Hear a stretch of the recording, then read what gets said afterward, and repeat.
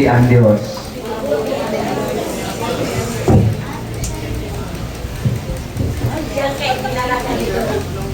Ito na talaga. Okay, malapit na. Okay, thank you. Ito talaga kung may kapatid kang maganda din. Kahit may riyuma yan, pero maganda din yan sa paningin ng mama namin.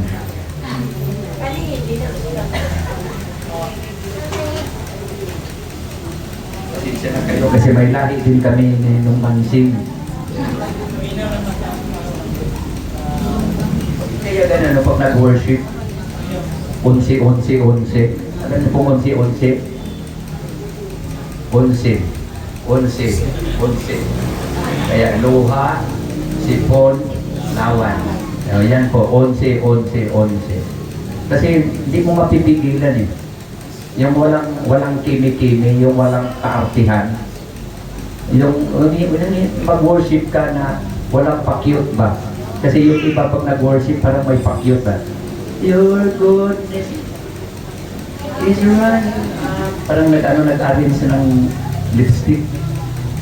Tapos, pinabagay-bagay yung pagtaas ng kamay. Alam niyo po, si Haring David, nung nag-worship, sabi nga ng Bible, nagkahubo-hubo siya sa kakapuri sa Panginoon.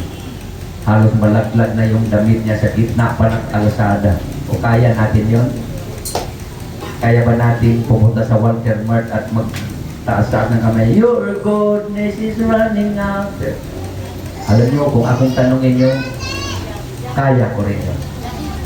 Kaya nating gawin ang mga bagay papuri at pagsamba sa buhay at makapangyarihang Diyos. Maraming ginawa ang Lord sa buhay po natin. Amen. Napakarami, hindi mabilang. Yun nga lang, nagising ka sa umaga. Yun nga lang, nakalanghap ka pa ng hangin. Alam niyo po yung iba, hindi na nagising. May kilala ba kayo hindi nagising? Kapatid namin, 2, natulog lang. Apo, di ba? Anak. Yun bang natulog lang tapos nagsigawan na dahil hindi na nagising, nangipit na. So alam niyo po, every gising is a blessing. Every gising is a blessing. The mere fact na rito ka, nagising ka, at nagawa mo pang mag-make up, blessing yan. Diba? Blessing yan, mga kapatid. Yung iba, minsan para tayo nagreklamo na yung iba may sasakyan, mayaman, may mga bahay at lupa. Bakit pag wala ba, namatay ba yan? Madadala ba yan? Wala. Sabi nga ni hubad ako na dumating sa mundong ito. Hubad din ako, babalik sa Diyos. Galing sa lupa, babalik sa lupa. Diba? Ganun lang ang tao. Kaya yung iba, nang gagahaman, nang aangkin, ng lupa, ng may lupa, bahay ng may bahay, na para bang iniisip na hindi na sila mamamatay. Alam niyo, mga kapatid, life is short. Napakaiksi lang ng buhay. Kaya huwag natin i-google, i-buhos sa mga bagay na pansamantala lamang. This is what is important. Ano pong importante sa buhay, mga kapatid? Kung ano yung pang-eternal, panghabang buhay. Hindi lahat ng tao meron nun. Alam niyo ba yun? Hindi lahat ng tao merong buhay na walang hanggan. Amen. Akala lang nila yun. Ang pinagkalooban lang ng Diyos ng buhay na walang hanggan, alam niyo ba kung sino? Alam niyo kung sino? Yun lamang tumatalima kay Jesus. Yun lamang nanampalataya kay Kristo Jesus. Yun lamang tumanggap kay Kristo Jesus sa kanyang puso. Hindi lahat ng tao nagdasal, nanalangin, sumasayaw, pitsinyo. Hindi lahat ng tao na tumatawag ng Diyos ay makakapasok sa kaharian ng langit. But yun lamang gumagawa sa kalooban ng Diyos. Only those who does the will of my Father. And the will of the Father is have that connection, divine connection to His only Son, Jesus Christ. Divine connection. Alam niyo po kung bakit? Noong araw, nung unang tao nahulog sa kasalanan si Adan at Eva, naputol ang relasyon sa Diyos at saka sa tao. Pero ang Diyos ay hindi tumigil. Ayaw ng Diyos na putol ang relasyon ng tao. Ang ginawa ng Diyos, Ama, ipinadala ang buktong na anak. Nakadipa sa cross. Nag-alay ng buhay upang ang ating putol na relasyon sa Diyos ay madugtong muli. Ang tanging makapagdugtong lamang sa ating relasyon sa Diyos ay si Kristo. Kaya bukang bibig natin si Kristo. Dahil kung hindi dahil kay Kristo sa cross, wala tayo.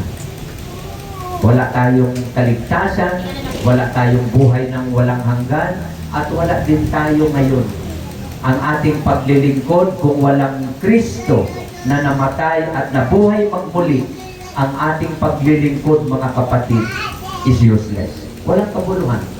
Kung walang Jesus na namatay at nabuhay magmuli, wala po tayong kwenta. Pero dahil sa kanyang biyaya, dahil sa kanyang grasya, at yun lamang ang tanging maipagmamalaki po natin sa langit at sa lupa man, ang buhay ng walang hanggan, regalo ng Diyos sa atin. Kaya tayo nagsasamba, kaya tayo nagtitipo ng ganito, hindi sa kung ano pa man. Ang tanging dahilan lamang, mga kapatid, sambahin, pasalamatan, purihin ang Diyos dahil sa kaligtasan na nakatamo po natin. Palakpakan po natin ang Panginoon. Ngayon po, ang ating mensahe ngayong umaga ay obedience matters. Yan. What is matter? Anything that occupies space and has weight. O yan. Yan ang namana po sa science. Yan. Salamat sa teacher po sa Timbuktu. Kahit naglalakad ng milyang-milyang kilometro, pero may naiwan siya sa amin, matter. Yeah. Is anything that occupies space and has weight. But hindi yung science ang ating topic ngayong umaga. Ang ating topic ay karugtong na ating mensahe nung nakaraan, yung pagsunod. Ang pagiging masunurin. Magkaiba po yan. At alam niyo po, napakalaking bagay. Napakalaking factor sa isang Kristiyanong masunurin. Dahil lahat ng tao ay humihingi ng biyaya. Lahat ng tao ay humingi ng himala. Lahat ng tao ay humingi, nagdasal, nanalangin ng kabutihan, blessing, blessing, blessing, pera, pera, pera, bahay, bahay, sasakyan. Lahat ng binabanggit natin sa prayer. Pero napansin nyo ba, hindi lahat tinutugon? Napansin nyo, ba't wala? Meron ka bang pinapanalangin na ba't parang walang alivyo? Ba't walang nangyari? Ngayong umaga, ibig sabihin, there is something kulang.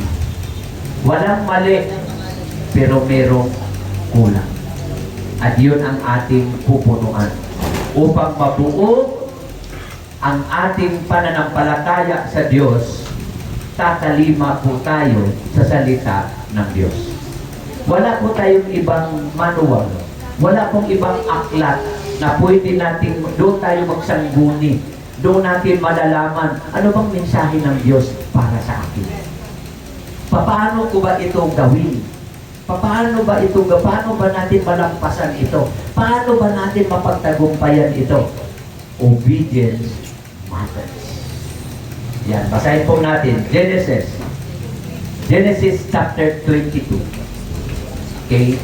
Ito po ay buhay ng tao, lingkod ng Diyos, na siya po tinatagurian ama ng pananampalataya.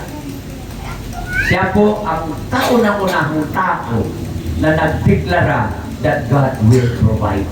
Di ba natin naririnig? kapag wala kang pera, God will provide. Di ba? Saan ba galing yan? Sino ang author niyan? Sino bang nagsabi niyan? God will provide. Ang Diyos ay tutugon sa iyong pangangailangan. May sakit ka, God will make a way. God will provide. Wala kang gamot, God will provide. Wala kang bigas, God will provide. Wala kang asawa, ay ikaw nang bahala. Bahala ka sa buhay mo. Ikaw naman pipili. Yun ang maganda, binigyan tayo ni Lord ng choice. No? Kung sa tingin mo yung bungi na yan ay gwapo para sa iyo, ikaw lang ang nagugwapuhan yan. Diba? Okay? Now, verse 1. Okay, tayo pong lahat ay magbabasa because there is power of God's Word. Ready? Begin. Sometime later, God tested Abraham.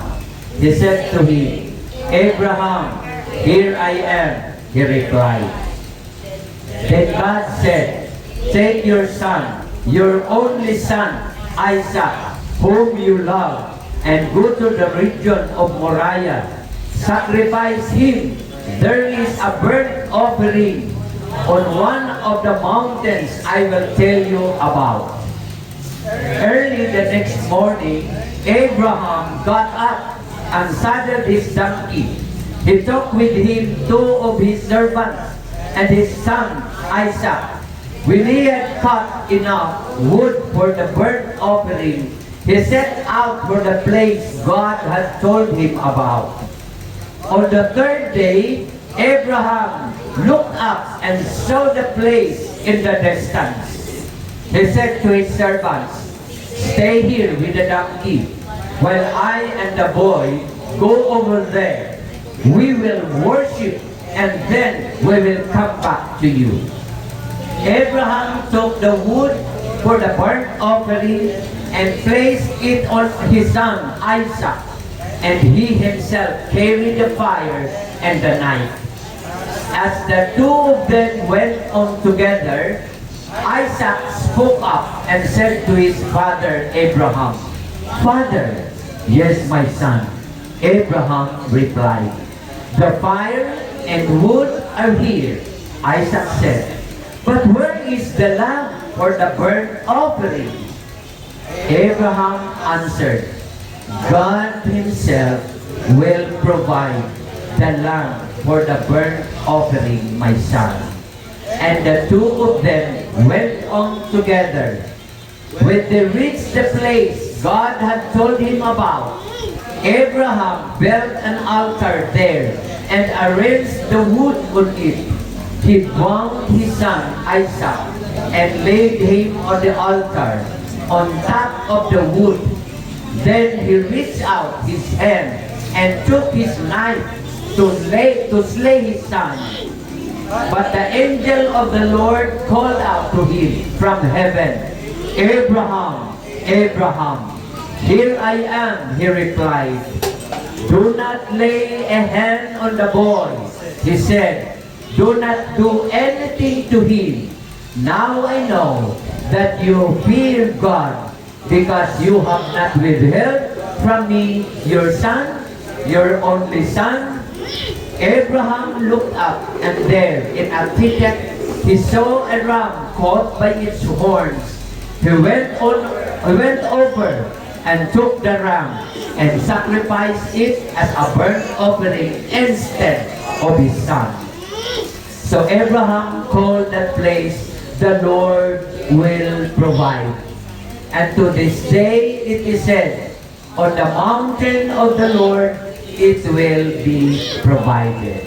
The angel of the Lord called to Abraham from heaven a second time and said, I swear by myself, declares the Lord, that because you have done this and have not withheld your son, your only son, I will surely bless you and make your descendants as numerous as the stars in the sky and as the sand on the seashore. Your descendants will take possession of the cities of their enemies. May the Lord God bless upon the reading of His holy word. Father God, open our hearts and our minds and speak, Lord, and we will listen to you. In Jesus' name, Amen. Okay. Sino pong nakakilala kay Abraham? Sino pong nakakarinig sa pangalang Abraham? Okay. At least meron na tayong idea. Who is Abraham? Of course, dito sa ating binasa, si Abraham, siya yung father ni Isaac. Si Abraham, so ang kanyang pangalan po noon ay Abram. Pinalitan na lang po letter O ng Abraham. Okay, bakit kaya? Bakit nagpalit ng pangalan? Kaya dinagaya ko po si Abraham. Sa Bible, nagpapalit po ng pangalan. Kaya ako sa amin, Lauro, dito sa Maynila, Larry. O, di ba? Abraham. Si Saulo, Pablo na ngayon. Saul, Paul. Papalitan ni Lord ang pangalan mo. Kasi there is something in the name. Kung anong pangalan mo, yun ay ikaw. Kaya yung pangalan ay Gurio. Pinalitan na ng Greg. O, di ba? Gurio! Nabibigyan siya. Ay, Greg, yun. Yeah. Kasi sounds ng maganda ang dating, hindi masakit sa tainga. Yan, si Abraham. Ano si Abraham at si Sarah? Mga matatanda. Bawalin na yung picture, bro. Nakuhanan ko sila ng picture. Ito yung picture nila. Yan. Ganyang edad, that time si Abraham nung kinausap ng Diyos, 75 years old. At 10 years or 9 years younger, si Sarah. Yan. So, ito yung pag-asawa, walang anak. Kinausap sila ng Diyos at their age, na matanda na, sabi ng Diyos, Abraham, ikaw ang maging ama ng mga bansa. Ikaw ay magiging ama, maging father. Kung ikaw pagsabihan ng ganon. Sa lalaki, walang problema. Sa babae, malaking problema yon kay Sarah. Kaya si Sarah, sabi ng Bible, natawa. Natawa siya, sabi niya, anak! Anak ako! 79 na ako ay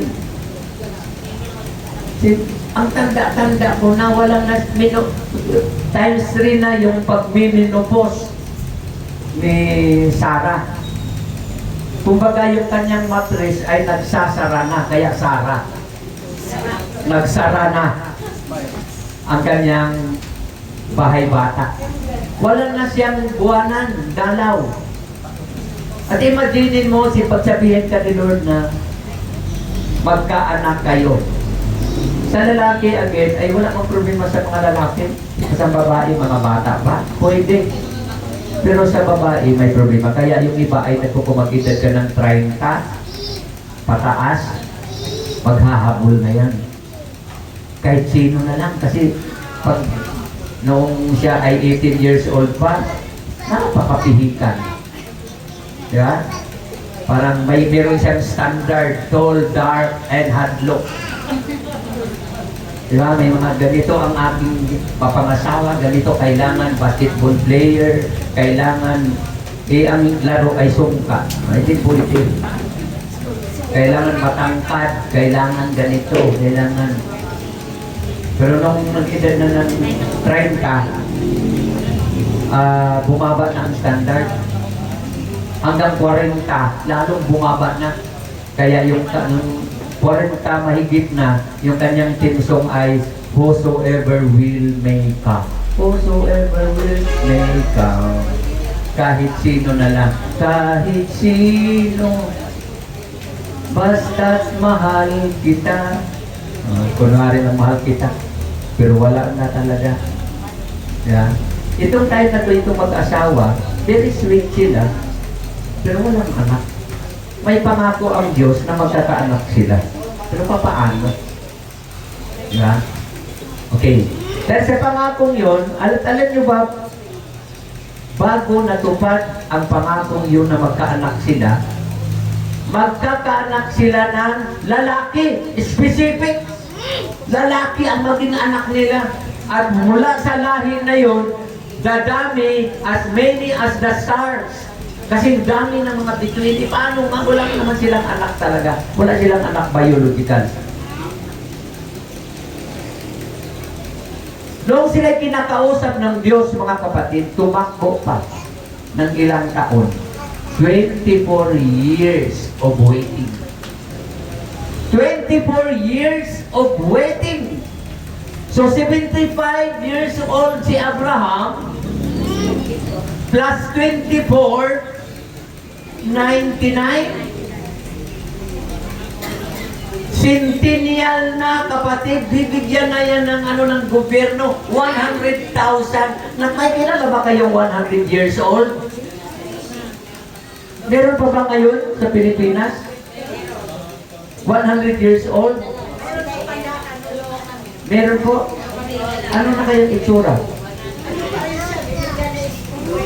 Nakakabasa pa? Di ba? Hindi mamatay-matay. Patayin na natin.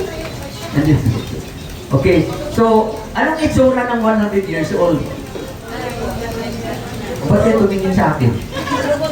Wala pa ako. Wala pa akong sandaan, mukha lang. Okay. 24 years of waiting. Pero yung iba, tayo, isang taon. Lagi lang sinasabing, victory, victory. At nasaan? Nasaan blessing? Wala namang puro lang sabi, puro lang salita. Mga kapatid, naiinip.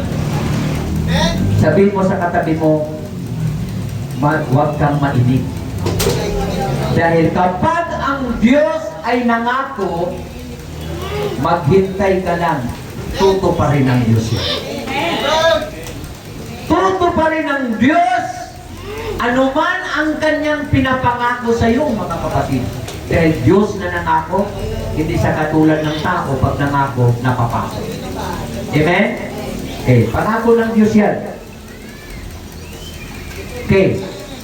Hindi nakalimutan ng Diyos ang kanyang pangako sa iyo. Di ko alam anong pinapangako ng Diyos sa iyo. Ano bang pangako ng Diyos sa atin? Pinapangakuhan ka ba na aasinso ang buhay mo? Pinapangakuhan ka ba na bibigyan ka ng magandang masaganang buhay? Pinapangakuhan ka ba? Abraham, it took him 24 years of waiting. Now, at the age of 99, 99 minus 10, ilang taon si Sarah? Kasi 10 years ang gap nila. Nanganak si Sarah. Kung 99 si Abraham, 89 si Sarah nanganak. Kaya sabihin mo sa katabi mo, pag babae yan, may pag-asa ka pa. May pag-asa ka pa magka-baby. 89 years old si Sarah, nagkaanak, papunta pa siya sa midwife, papunta pa sa health center, 9 months, 9 months din. Hindi naman lumubo lang na parang balon. 9 months din niyang dala-dala. Imaginin mo pag nakatungkod yung babae, buntis, 89, pupunta sa health center, ano sa atin la? Ay, magpa-prenatal, magpa-check up kung ano ba yung baby ko. You imagine sa itsura ni Sarah. Siyempre, nagpatahi din siya ng duster, yung maluwag. Di ba? Ang mga buntis ngayon ay pasiksihan na, di ba? Noong araw, talagang duster na. Parang hawak niya, ang yayabang ng mga buntis. Parang sa kanya lahat ng kalsada. Di ba? Walang papala. Parang kanya yung buong daigdig. Di ba? Tapos, madali siyang hingalin kasi mabigat eh. Para namang naranasan ko. Akong nabibigatan, tumingin sa kanila. Di ba? Sino ditong lumaranas ng nabuntis? Sa mga kamay. Di ba? Madali ba magbuntis, ate? 9 months? Tubig daw yan ang laman eh. Ito ba yun? Kaya yung unang lalabas, di ba? Tubig, panubigan. Ang bata sa loob ay nakalutang sa tubig. Kaya dala-dala mo yung tubig, ilang galon kaya yan. Kaya yung buntis, pag ganyan yung tiyan, yung puwit naman naiwan. Kaya parang di mo malaman kung anong itsura. Yung dating sexy, Miss Universe ang dating, pag nabuntis yan. Diba? Sinong buntis dito? Ayan, diba si Rose? Parang mayabang ang dating. Yan. Ganon si Sarah, mga kapatid, 89 years old, nanganak. Natupad din! Hallelujah! Natupad din! Tuwang-tuwa ang mag-asawa. Diba? Nung ako'y nagka-baby, parang kahit hindi na ako matutulog, akong nag-alaga talaga sa baby ko. Talagang, kaya nung tinignan ko ang anak ko, salamin. Para-parang akin, para-parang hindi, para-parang akin, para-parang hindi. Tapos na bintana ka. Tinignan mo yung kumpare ng kapitbahay. Para-parang akin. Kung kamukha ni kumpare ito. Ba't naging kamukha ni kumpare? Honey! Bakit yung anak natin kamukha nun? Ay, Han! Kasi nung nabuntis ako, pinaglihian ko si kumpare. Naglilihi. Pinaglihian si kumpare. Kaya naging kamukha yan. Ah, sige. Para-parang imagine mo nyo si Sarah na ano. Siyempre, ito na yon, picture. Pasok. Yung picture. Yan na. Hindi, wala pa. Wala po. Yung kasunod. Yung may baby na sila. Wala? Okay. Sige, lumaki. Lumaki si Isaac. Mahal na mahal kasi sa sobrang kasabikan ng mag-asawa na may baby na sila, na si Isaac, natupad din. Grabe ang papuri. Laging sumasamba, laging nag-aalay, tuwang-tuwa ang mag-asawa, nag-i-enjoy sa presensya ng kanilang anak. Kaisa-isang anak, mahal na anak, dahil bugtong na anak si Isaac. Talagang, alam niyo, yung misis ko noon, nung may baby na kami, hindi na halos makausap. Hindi napupunta sa church kasi nandoon na sa baby. Nakapokus na lang sa baby. Ganon kasabit ang mag-asawang ito, Abraham and Sarah. Mahal na mahal nila ang anak nila. After 11 years, kinausap na naman si Abraham ng Panginoon. Abraham, dalhin mo ang iyong anak, ang iyong kaisa-isang anak, ang pinakamamahal mong anak, dalhin mo sa bundok ng Moriah at i-sacrifice offering mo siya. Alam niyo pong ibig sabihin ng sacrifice? Kill him. Patayin mo. Take note ha, sabi ng Diyos. Dalhin mo yung kaisa-isang anak, yung pinakamahal mong anak, and kill him for me. Ni minsan si Abraham, wala kang mabasa Teka Lord, sandali lang. Binigay mo, tapos babawiin mo rin? Ano ba yan? Balik tayo sa verse 1. God tested Abraham. Sinusubukan ng Diyos ang pananampalataya ni Abraham. Kung totoo ka bang nanampalataya, totoo ka bang susunod sa Diyos? Susunod ka lang ba dahil binigyan ka na ng anak? Susunod ka lang, maglilingkod ka lang ba sa Diyos dahil may blessing? Susunod, maglilingkod ka lang ba? Susunod ka lang ba sa Diyos na buhay dahil malakas ka? Dahil buo ang pamilya mo, dahil malakas, malusog ka, nakakain ka, may bahay ka. Kaya maglilingkod ako sa Diyos. Ang sarap magpupuri dahil marami akong pera. Kapag walang pera, wag muna! God tested the faith of Abraham. Kung gaano kalaki ang pagsubok, ganon din kalaki ang parating na biyaya. The measurement of blessings that God prepared for you is kung gaano kalaki ang pagsubok na pinagdaanan mo. Kaya kapag may pagsubok ng matindi na pinagdaanan ngayon, James chapter 1 verse 2, when you encounter trials, when you encounter several problems, count it all joy. Consider it pure joy, my brothers and sisters. Whenever you face trials of many kinds, consider it pure joy. Buo kagalakan. Matutuwa ka kapag may problema. Ganyan ang tao may pananampalataya sa Diyos. Paano mo malaman na ikaw ay totoo?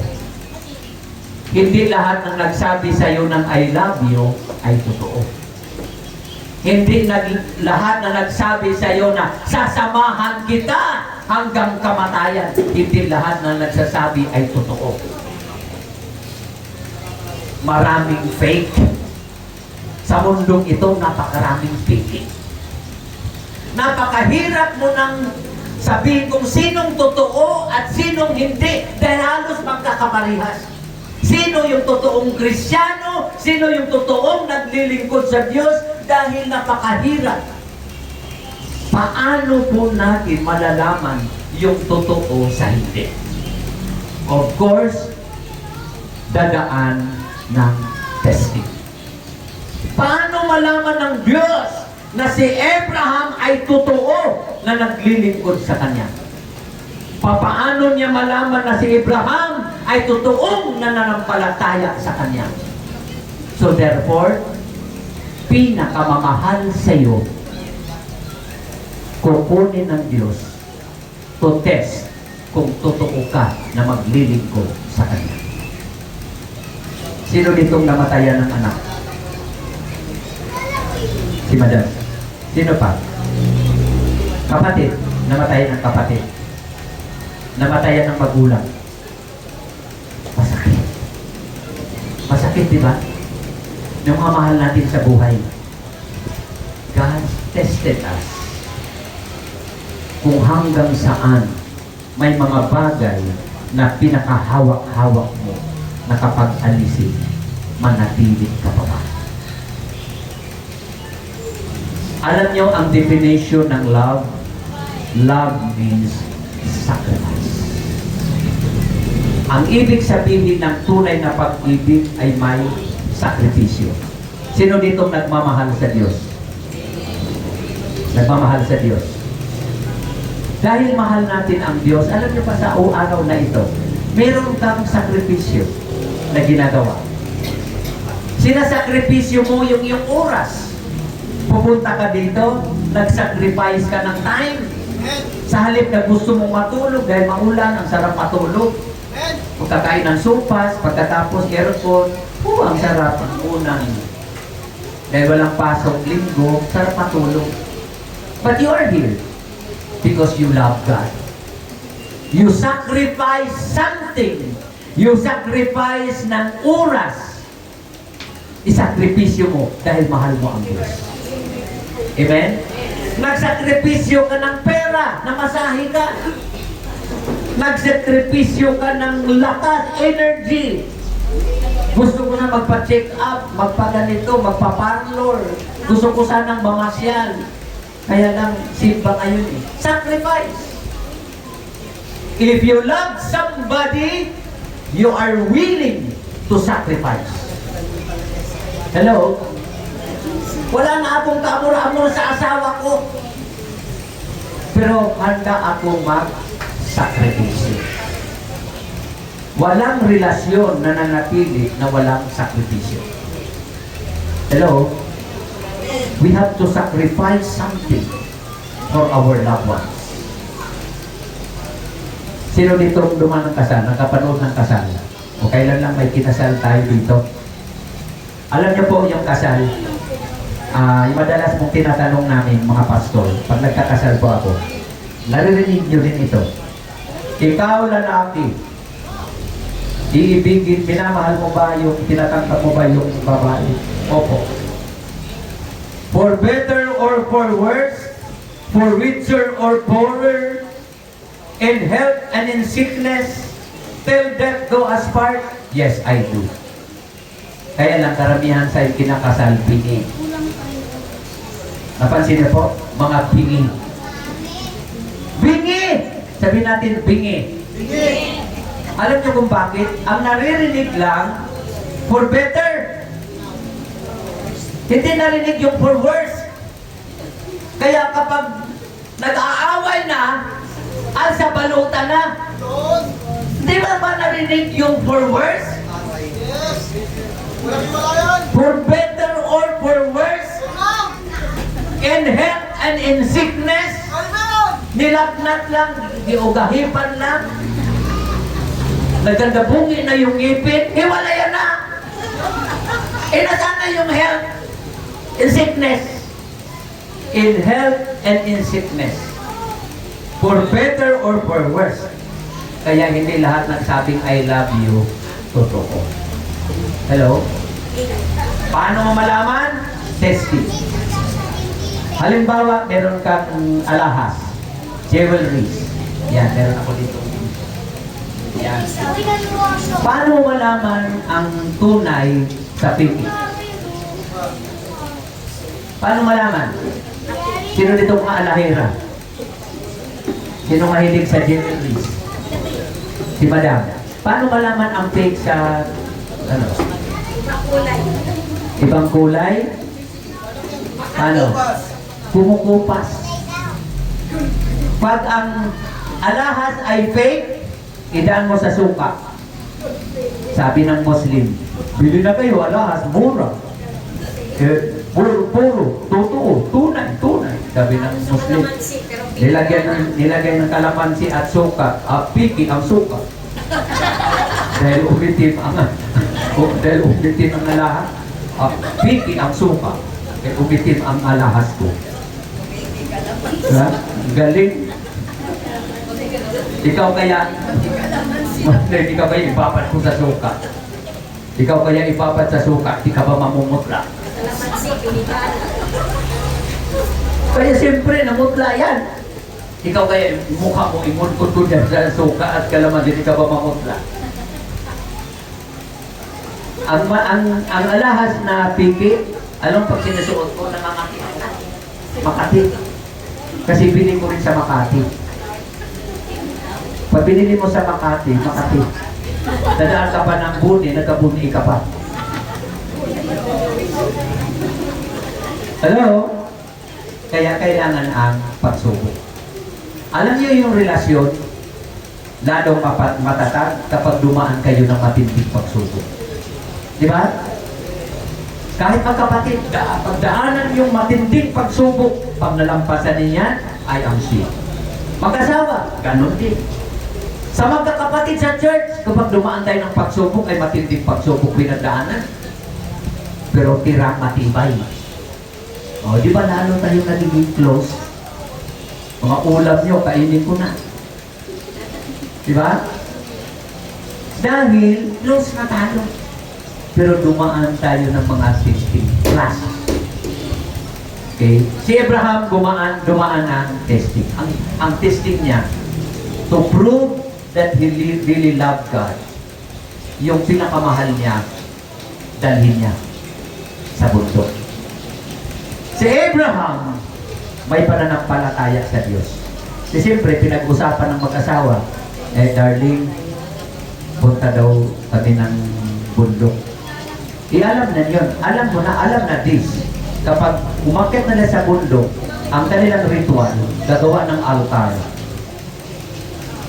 Dala na siya ng kutsilyo, dala na siya ng fire, posporo, o lighter, dala ng panggatong. Anong gagawin sa panggatong? Mag-aapoy yan. Magagawa ng altar, tapos maglagay ng kahoy, panggatong, paliyabin, pag lumiyab na, yung offering. Ang madalas nilang offering, mga kapatid, nung araw ay tupa. Kambing, tupa, hayop na mataba, tapos susunugin.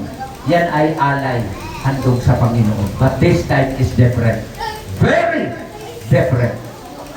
Dahil ang hinihingi ng Diyos na offering, sacrificial offering, ay ang kanyang kaisa-isang anak. For 11 years, kasama niya mula nung sanggol, yung kanyang kamamahal na anak, hinihingi ng Diyos. Alam na ni Isaac ang kanilang ritual. Lumaki si Isaac na kaugalian ng kanyang mga magulang na tuwing aakyat sila sa bundok, mag-aalay. Kasi kasama si Isaac pa nag-aalay. Kaya excited din si Isaac. Maghanda ka, sama ka sa akin. Saan po tayo? Akyat tayo sa bundok Moriah. Bakit po mag-alay po tayo? Yehey! Alay. Okay, pinali na niya yung panggatong. O, dalhin mo to na. At nagsama siya ng dalawang alalay. Ng dalawang backup. Ganyan mga servant. Kasi mayaman sila. May alipin. Okay, akyat na sila. Ito din, ngayong gabi sila nag-usap ng Diyos, kinabukasan, early, sabi ng Biblia, early in the morning, very early, don't watch. Alam niyo po, sino ditong mga magulang ulit, tas mga kamay. Pag kinakausap ka ng Diyos, na bukas, ialay mo ang iyong anak, makakatulog ka kaya? Di ka makatulog. Alam mo na, anong mangyayari. Ibig sabihin, papatayin. Sa akin bilang ama, kasi may mga anak ako, bukas mamatay ang anak ko, ialay. Kaya hindi siya nakatulog. Early in the morning, nagising na si Abraham. Sinilip si Isaac na tulog pa. Tignan niya ang ulo hanggang paa. Gusto niyang yakapin. Ano magawa? Dahan-dahan siya. Lalapit ulit. Tara na.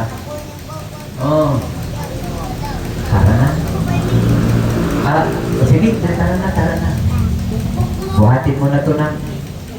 Buhat ni Isaac ang panggatong. Siya pa ang nagbuhat ng kanyang pagsusunugan. Okay, pasal ni Isaac. It took them 3 days ng paglalakad. 3 araw. Nasa loob ng 3 araw, si Abraham pwede magbago ang isip. Pwede siya umatras. Nung gabi pa lang, pwede niyang hindi sundin ang sinabi ni Kristo, sinabi ng Diyos, kung mahal niya talaga ang anak niya. Mahal na mahal niya. Pero dahil sinabi ng Diyos, pumunta sila. Okay. Pagdating nila doon, ito yung bundok. Tanaw, huminto sila. After 3 days, tanaw na niya yung bundok ng Moriah. He looked up and said, sabi niya sa kanyang mga alalay, dalawang servant. Okay guys, parang vlogger lang, di ba? Okay guys, kayong dalawa, ang sakayan nila, hindi raptor. Sakyanan nila, donkey. Okay. Dito lang kayong dalawa, ha? Okay.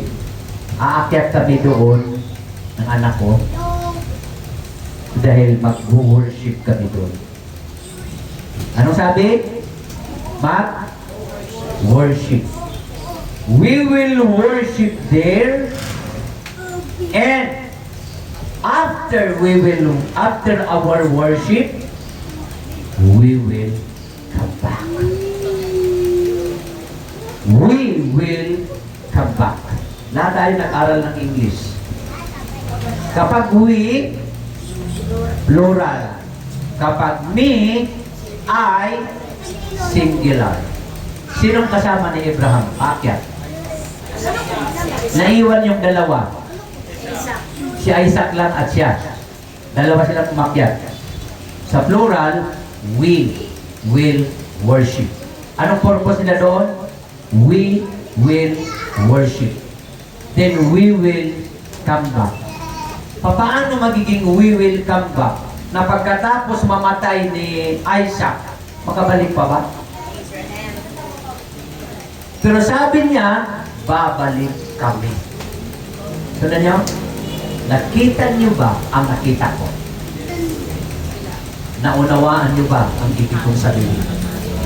Ang ibig sabihin, may pananampalataya si Abraham na babalik siya kasama pa rin ang anak. Dahil ganun niya kakilala ang Diyos. At sa anong kapamaraanan, bahala na ang Diyos. Kung meron kang pinagdaanan, mga kapatid, sakripisyo mo ang iyong sarili. Kailangan nating magsakripisyo at buong paniniwala mo, no turning back, kahit anong mangyari. Susubukan ng Diyos ang iyo at aking pananampalataya hanggang saan. Despite alisin ito, despite tanggalin ito, ano kayang mangyayari? Manatili pa ba ako? Maniniwala pa ba kaya ako sa Diyos? Maglilingkod pa kaya ako? Kung wala na itong mga bagay na ito, kaya ko kaya? Si Abraham, no doubt, tuloy. Dito lang kayo ha, sasambakan. Kapag dumaan ka ng mga problema, mga kapatid, worship God. Wala kang pera, worship. Meron kang pinagdaanan, namatayan. Meron kang mga mga problemang matindi sa buhay, worship the Lord. Kahit anumang nangyayari sa buhay po natin, worship the Lord. Worship Jesus. Alam nyo, ang tanging solusyon, lahat ng problema, meron tayo isang katimbang problema na ating pinagdaanan, ang gagawin, isa lang, worship the Lord. Kapag dumaan tayo ng matinding pagsubok, worship the Lord. Brothers and sisters, I have experienced it. Nung ako po ay may cancer, ang sabi ng doktor, Sir, I'm sorry to tell you, you have 6 months to live. Na-confine po ako sa New Era Hospital yan sa Commonwealth but because of my lung cancer. You have 6 months to live. Kung ikaw pagsabihan ng doktor, 3 doktor ang lumapit sa akin.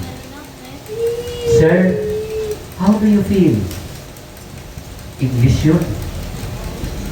Kaya sabi ko, not so much. Not so much, ma'am. At butot balat na ako nun. Laki na ng mata ko. Ang lalim na ng mukha ko. Lingon ako sa kanan. Lingon sa kabila. Lingon sa paligid. Ako lang mag-isa. No wife. No children. No everything. I'm alone nung time na yun. Nung sinabihan ako sa doktor. Nobody comforted me. Nahahawak man lang sa kamay. Kaya mo yan, Bas. Kaya natin yan. May Lord tayo. That time, nung sinausap ako ng 3 doktor, nagkataon, I'm alone. Lingon ako. Tingin ako sa pisalo. Silip ako sa labas.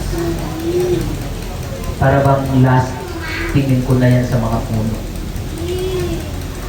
Paglabas ko sa kwarto, kasi palakad-lakad ako, kaya ko pa namang maglakad eh. Kaya nagulat ang mga doktor. Nasalubong ko si Miss Noki Sirna. Yung idol kong artista noong araw. Buti pa ito. Ang ganda niya. Sana all.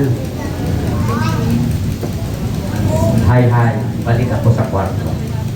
You have 6 months. You know what I did? Alam nyo, ang makapagpahina pala ng pasyente.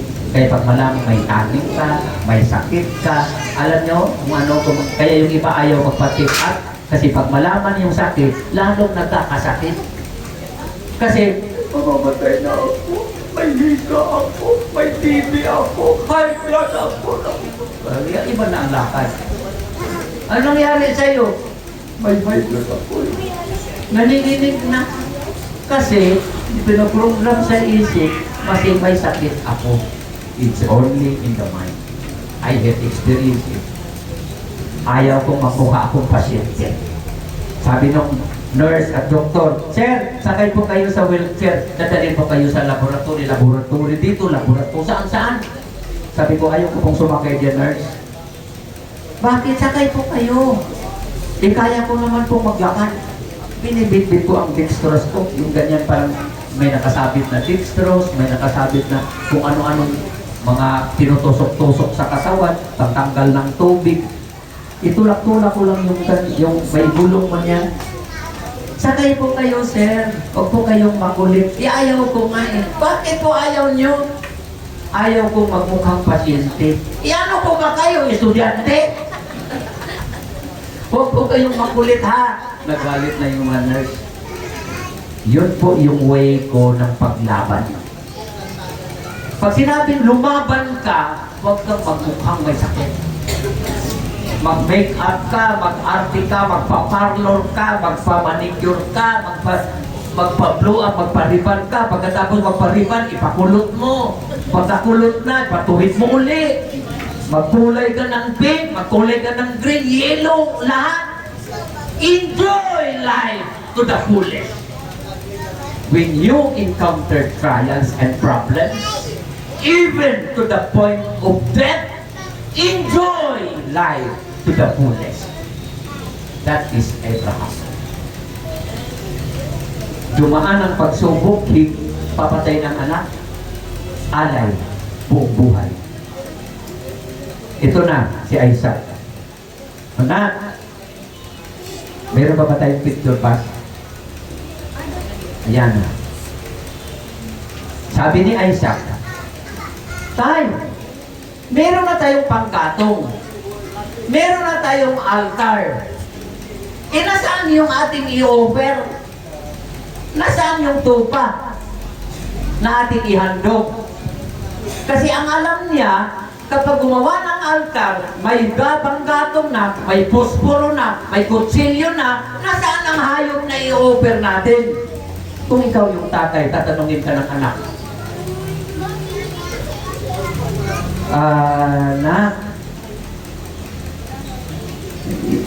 ikaw yun eh. Hello? Are you with me? Yes. Ikaw yun na ang i-offer. Alam niya si Isaac, hindi nagpupumiglas. Siguro ang bata, pwedeng tumakbo yan eh. Maghahabulan sila sa bundok. Uy, matanda na. Di ba? Naipanganak si Isaac, 99 na si Abraham, plus 11 years. Ilang taon na siya? 120? 110? 111? Now, si Isaac, nung sinabihan siya ng tatay niya na ikaw yung handog, tumalikod at itinali yung kanyang buong katawan without complaining, because we love the Lord. As for me and my family, we will worship and serve the Lord. Like father, like son. Ang pananampalataya ng ama na ipangamana sa anak. Si Isaac, ganun din. Walang takot. Kahit buhay niya, kayang ibigay sa Diyos. Yes. Yes, Father. I will. Tinalian na siya. At ang kasunod, pinahiga na sa altar. At hinihanda na ang kutsilyo. Then itgitan na yung libing. Saksakin na si Isaac.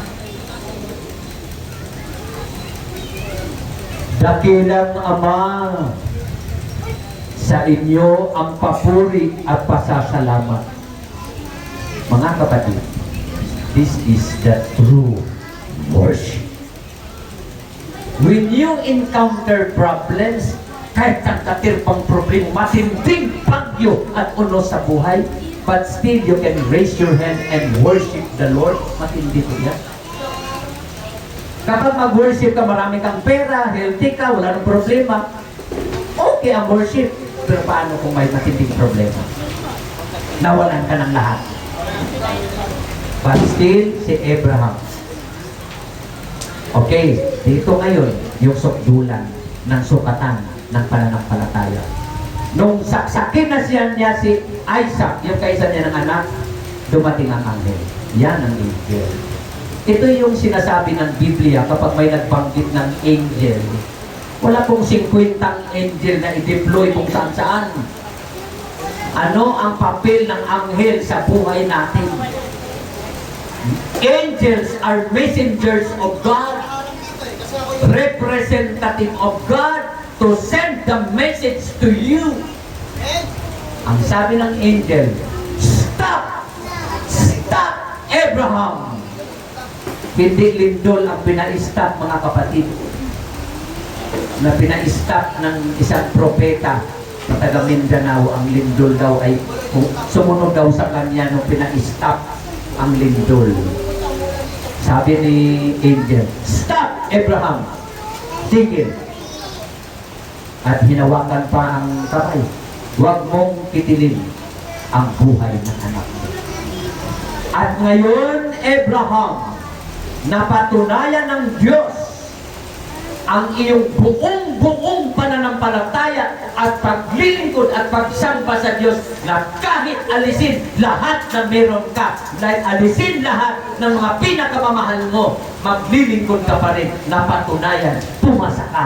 Congratulations, Abraham. Palakpakan po natin ang Diyos, mga kapatid. Kapag pumasa ka sa pagsubok na matinding iyong pinagdaanan, hindi ka tumitigil, na kahit sa kabila ng lahat ng bagyo at uno sa iyong buhay, hindi ka tumitigil. Bagkus, lalo kang nagsusumigasig, nagpupuri at sumamba sa Diyos.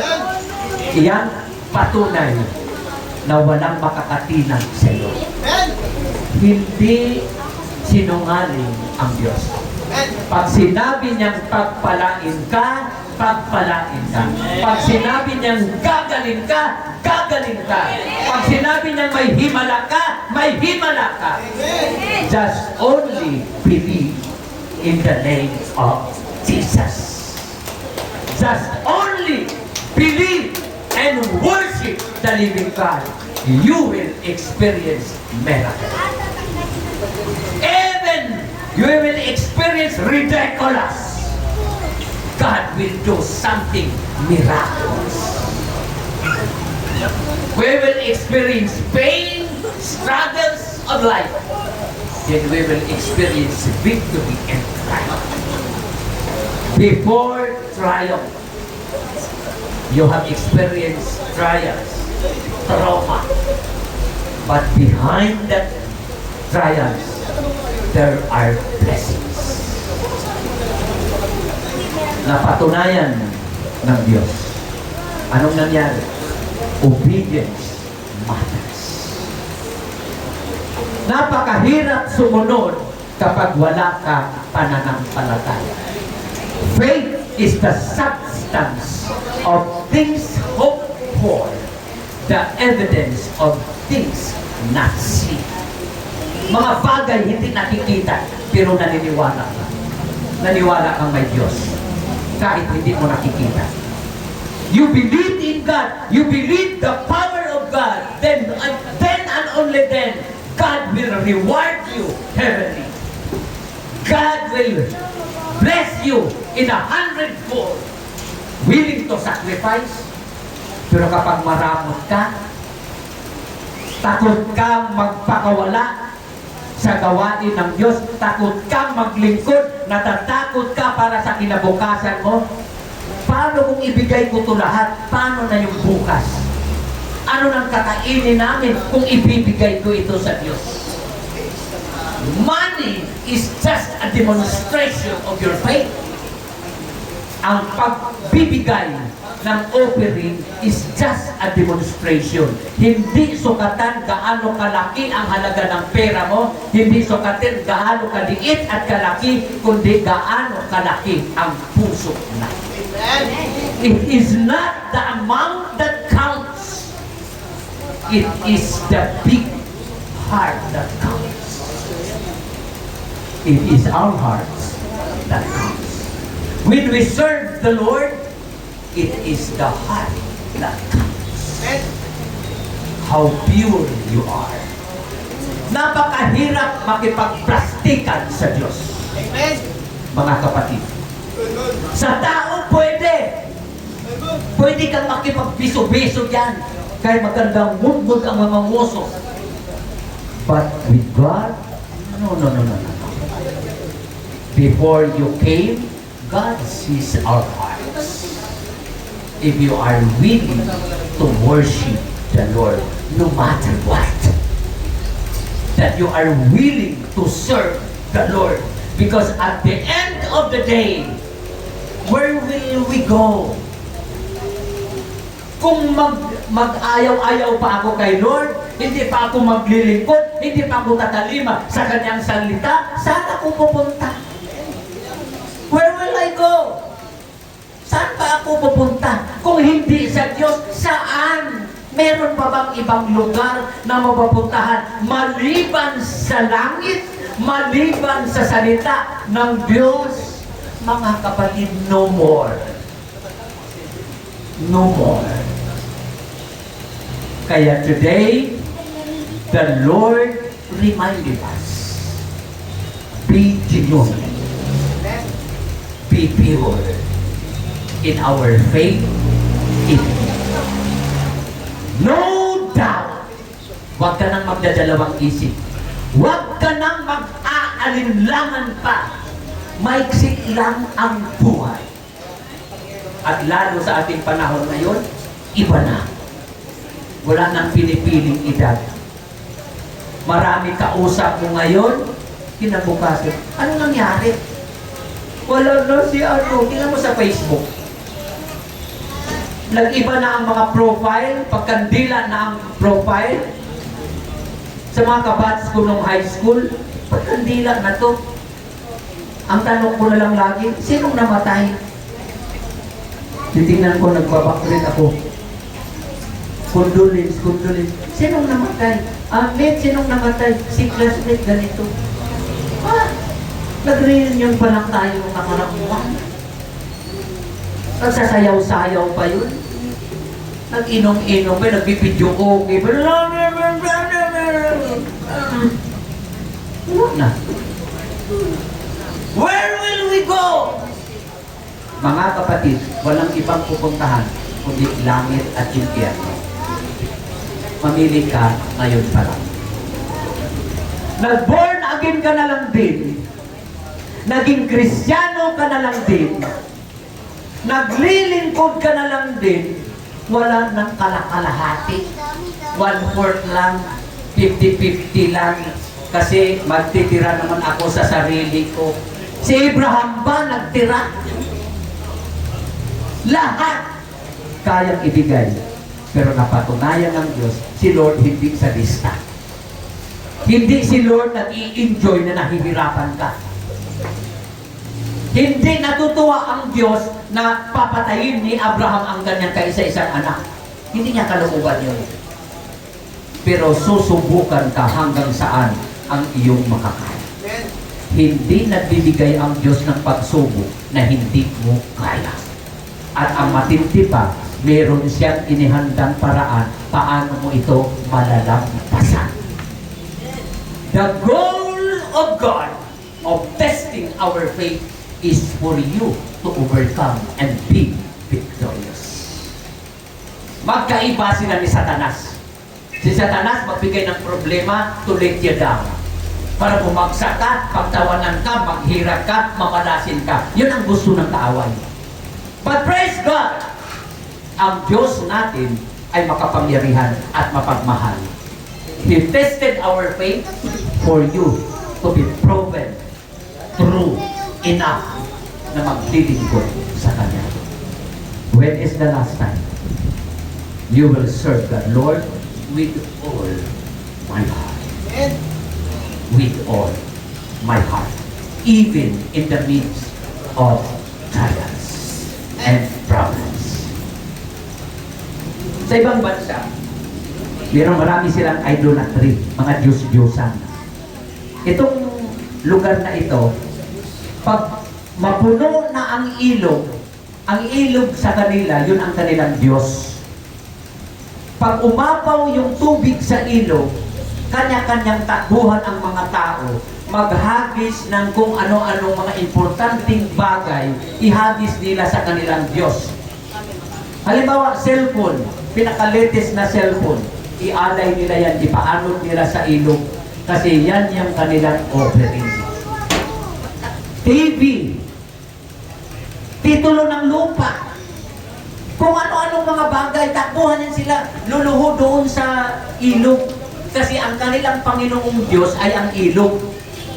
Nasundan nyo? Okay. Itong missionary na punta sa lugar na yon, ang nakasalubong niya ay isang matandang babae na karga-karga yung dalawang bata. Dalawa. Takbo ng takbo ang matanda. Papunta sa ilog. Nasalubong ng missionary. Sabi niya, ate, saan ka papunta? Ay, dumating po ang aming Diyos. Ang Diyos nila ay ang ilog. Anong gagawin mo? Mag-aalay po ako. Anong ialay niyo po? Yung mga anak ko. Ihagis niya sa ilog ang anak niya. Kasi ang kanilang pananampalataya, ialay mo kung anong pinaka-best sa iyo. Ang pinaka-best niya ay anak niya. Sabi ng missionary, ate, wag po. Ay, bakit kayo ganyan? Di ba Kristiyano ka? Ay, opo. Di ba missionary ka ng born again Christian? Opo. Bakit kayong mga born again? Hindi nyo kayang magbigay ng the best para kay Lord. Kung kaming mga kulto, sinabihan ninyo na kami ay mali, pero kaya namin magbigay kahit mga anak natin. Sabi ng missionary, tinignan yung mga bata, ate, ito na lang ang i-offer mo kasi pangit. Itong pogit, huwag mong itir. Missionary, may pinipili-pili pa. Hindi po, itong dalawa. Pumunta yung matanda. Hinagis yung dalawang bata. Lumuhod muna, nag-ritual, hinagis yung bata. Offering. Now, mali yun. Kulto yun. But it is the heart. Kung sila kayang magbigay ng pinakamamahal, tayo bilang tunay na nanampalataya sa Diyos, ano ang meron ka na kaya mong ibigay your best para kay God? Let us bow down.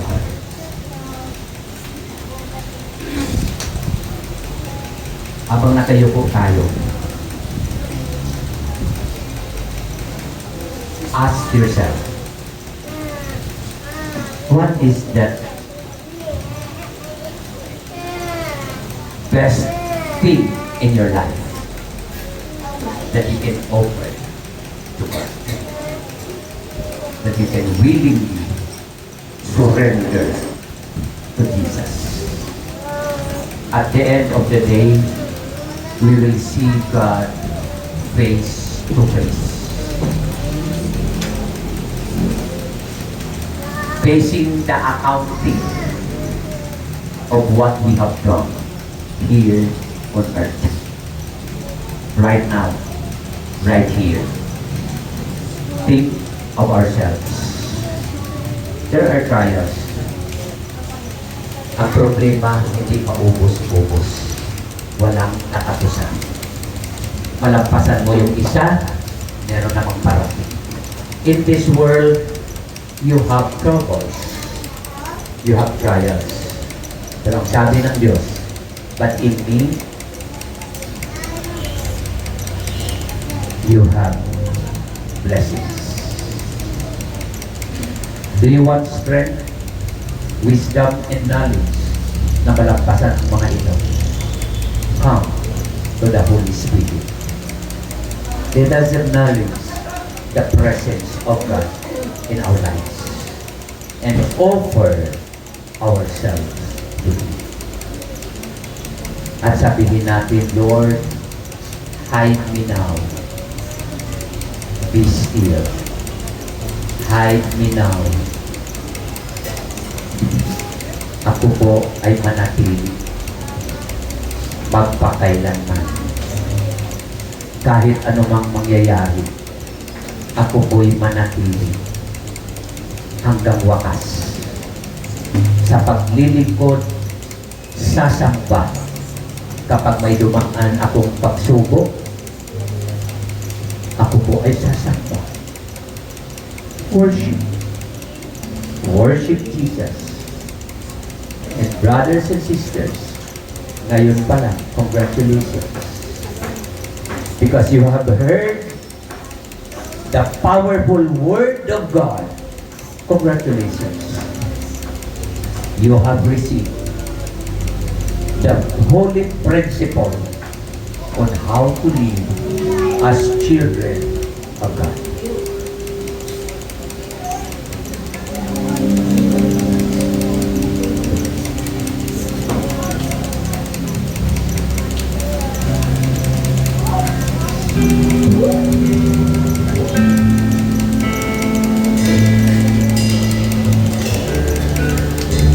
The Holy Spirit is here. The Holy Spirit is moving. The Holy God is here right now. Let us worship Him. Lift up the name of Jesus. Thanking Him for all the blessings, for all the problems and trials.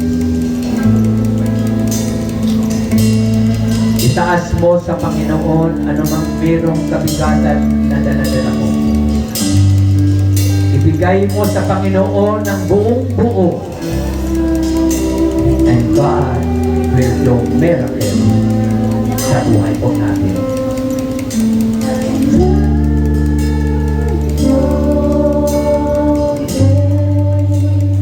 Yes, Lord. Hallelujah.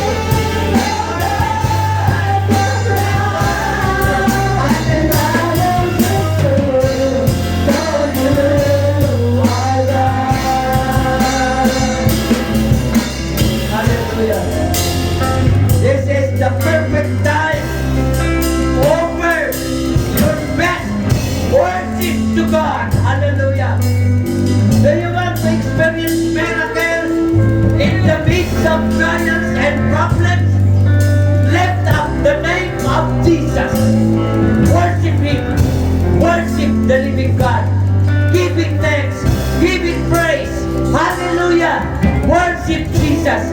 Worship Jesus. Hallelujah.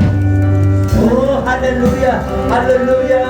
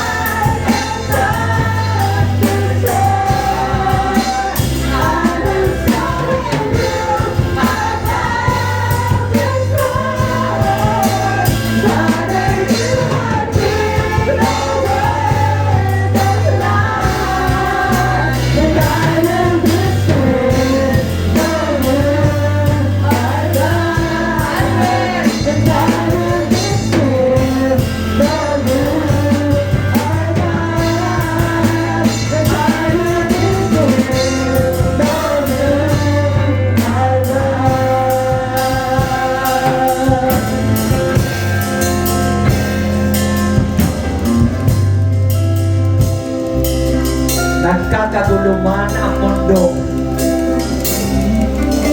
Nagkakaguluman ang kapaligiran. Kalamidad dito, kalamidad doon. But Lord, we will be still. We have that peace because we know that you are God. You know, Lord, our tomorrow. You know our future. You hold our tomorrow. So we will be still. Kami po ay manatili hanggang sa inyong muling pagbabalik. We will serve you. We will continue worshiping you. Thank you for the blessings. Thank you for the power, Lord, of your Holy Spirit. Thank you, Father God. Hallelujah. In Jesus' name, Amen. Amen. Palakpakan mo ng malakas ang buhay ng mga kapangyarihan Diyos. Hallelujah.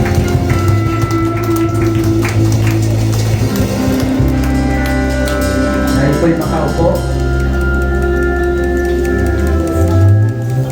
sabihin mo sa katabi mo, God bless you. God bless you. Hawakan niyo po yung kamay.